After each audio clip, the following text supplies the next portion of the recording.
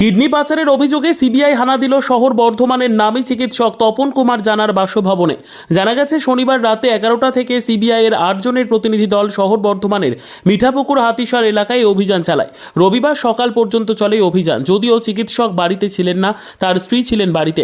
রবিবার চিকিৎসকের বাড়ি থেকে নগদ প্রায় 24 লক্ষ টাকা, হিরে, সোনার গহনা, মূল্যবান রত্ন উদ্ধার করে সিবিআই। পাশাপাশি কম্পিউটারের হার্ড ডিস্ক ও কিছু কাগজপত্র নিয়ে যায় সিবিআই এর দল। শনিবার রাতে বর্ধমান থানার পুলিশের সঙ্গে যোগাযোগ করে অভিযান চালায় সিবিআই। রাতভর চলে অভিযান। সূত্র মারফত জানা গেছে কিডনি পাচারের সঙ্গে যুক্ত ছিলেন ওই চিকিৎসক, আর সেজন্যই কলকাতা থেকে আগত হয় সিবিআই এর 8 জনের প্রতিনিধি দল।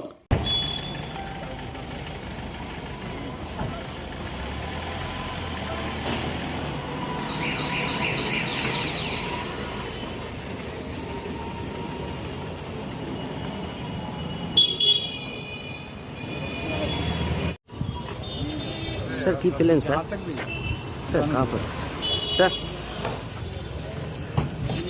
बैठो बैठो, पहले नहीं बैठो सर क्या पर